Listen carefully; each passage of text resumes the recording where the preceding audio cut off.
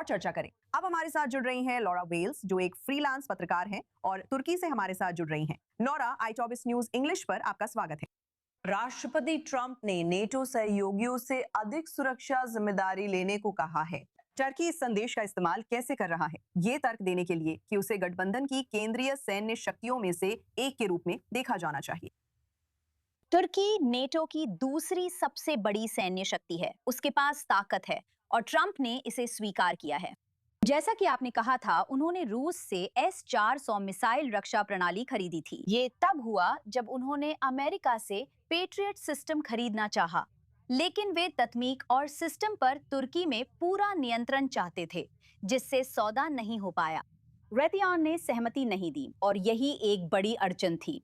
तो जैसा कि एर्दोगान करते हैं, उन्होंने अलग अलग शक्तियों को एक दूसरे के खिलाफ खड़ा किया और उन्होंने कहा, ठीक है, अगर आप मुझे ये पेट्रियट सिस्टम खरीदने की अनुमति नहीं देंगे तो मैं इसी के समान रूसी S-400 सिस्टम लूंगा। और उन्होंने बिल्कुल यही किया। उस समय संयुक्त राज्य अमेरिका ने कैत्सा प्रतिबंध लगा दिए। ये कांग्रेस का एक अधिनियम है जो किसी भी देश पर प्रतिबंध लगाता है जो रूस से रक्षा संबंधी कुछ उत्पाद खरीदता है। अब कुछ देशों को इसके लिए छूट मिली हुई है, खासकर 2 देशों को, भारत को, और ये प्रतिनिधि रो खन्ना द्वारा छूट दिलाने के लिए कांग्रेस का एक अधिनियम था, लेकिन इस पर कांग्रेस ने मतदान किया था। एक और देश जिसे छूट मिली हुई है वो ग्रीस है, क्योंकि साइप्रस के पास पहले S-300 प्रीकर्सर मिसाइल सिस्टम था। संयुक्त राज्य अमेरिका ने कहा कि उन्हें इसे ग्रीस को दे देना चाहिए, जब तुर्की ने शिकायत की थी कि साइप्रस इसका इस्तेमाल तुर्की के खिलाफ कर सकता है। ये संयुक्त राज्य अमेरिका का समझौता था। अब ग्रीस F-35 खरीदने जा रहा है। तुर्की का कहना है कि हम नेटो सदस्य हैं, इसलिए हमारे साथ भी ग्रीस, जो नेटो सदस्य है, और भारत, जो नहीं है, जैसे ही समझौते होने चाहिए। ठीक है लॉरा, एर्दोगन ने कहा कि तुर्की 2030 तक नाटो के 5% रक्षा खर्च लक्ष्य की ओर बढ़ रहा है और वो स्टील डोम एयर डिफेंस प्रोजेक्ट में और 24 अरब डॉलर लगा रहे हैं। अंकारा इस समय स्टील डोम पर इतना जोर क्यों दे रहा है? तुर्की किस खतरे के लिए तैयारी करने की कोशिश कर रहा है? मुझे नहीं लगता कि ये कोई आसन्न खतरा है। हालांकि जैसा कि आप जानती हैं, इजराइल और तुर्की एक दूसरे पर आरोप लगा रहे हैं और एक दूसरे को खतरा बता रहे हैं। हालांकि यह बहुत ही असामान्य होगा अगर यह कभी सच में खुली जंग तक पहुंच जाए। मुझे लगता है कि तुर्की बड़ी और मजबूत सेना बनाना चाहता है ताकि वो निवारक के रूप में काम कर सके। लेकिन इससे भी बढ़कर एर्दोआन ने वाकई में रक्षा उद्योग में बहुत सारा शोध और पूंजी लगाई है।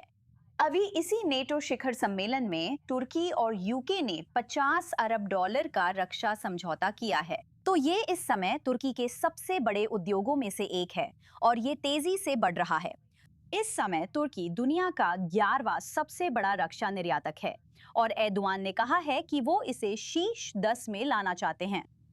जब इन अतिरिक्त रक्षा प्रणालियों की बात होती है जो तुर्की जा सकती हैं, तो इजराइल, ग्रीस और साइप्रस एक मजबूत तुर्की को लेकर सतर्क हैं और चिंताएं जताते हैं। अगर अंकारा को प्रतिबंधों में राहत, उन्नत जेट्स जैसे F-35 और स्टील डोम जैसी मजबूत मिसाइल रक्षा मिलती है, तो पूर्वी भूमध्य सागर और व्यापक मध्य पूर्व में शक्ति संतुलन कैसे बदलेगा? ये कहना मुश्किल है, क्योंकि 19 देश ऐसे हैं जिनके पास F-35 सुपरसोनिक फाइटर जेट्स हैं। तुर्की ने एर्दोआन समेत राष्ट्रपतियों के नेतृत्व में प्रथम विश्व युद्ध में हार के बाद से युद्ध को लेकर सतर्कता रखी है। वे द्वितीय विश्व युद्ध से भी बाहर रहे और यही सोच अधिकांश आबादी में भी साझा की जाती है। कोई भी सरकार या नेता जो तुर्की को सीधे युद्ध में झोंक दे, बेशक अप्रत्यक्ष भागीदारी अलग बात है, जैसा कि हमने सीरियाई गृह युद्ध और कुर्दों के साथ देखा, वो बहुत ही अलोकप्रिय हो जाएगा। तो मुझे नहीं लगता कि ये शक्ति संतुलन का मामला है। हालांकि एर्दोगन खास तौर पर ये सुनिश्चित करना चाहते हैं कि साइप्रस या कोई अन्य देश जैसे कि इजराइल तुर्की के लिए खतरा ना बने। मुझे लगता है कि ये मुख्य रूप से निवारक प्रभाव के लिए है। लॉरा वेल्स, आपके हमारे साथ होने से खुशी हुई। टर्की से हमारे साथ जुड़ने के लिए धन्यवाद। हम इसकी सराहना करते हैं। धन्यवाद।